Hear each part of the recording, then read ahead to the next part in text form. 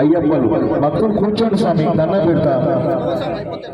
జాతరలా కనిపిస్తుంది, భజన జరుగుతుంది, పూజ జరుగుతుంది. మీ ఊర్లో ఇంత పెద్ద పూజ పెట్టుకున్నారు మీ స్వాములంతా కలిసి. అదిగో పద్ధతిలో పూజ చూస్తున్నారు. ఆ స్వామి అందరినీ కనిపించాలి కదా, మీరందరూ కూర్చోవాలి. నిలబడ్డాలు బయటికి వెళ్ళిపోమన్నారు స్వామి, లేకుంటే నిలబడ్డాలు స్వామి మీద భక్తి లేనోళ్ళట్టు, స్వామి మీద భక్తి ఉన్నోళ్ళు కూర్చోవాలి. స్వామి శరణం. ఆ వినాయకుడు అమ్మ, ఆ వినాయకుడిలోంచి మన అయ్య వినాయకుడి ఇక్కడికి వస్తున్నారు స్వామి, ఆ కైలాసం నుంచి. ఓం స్వామి.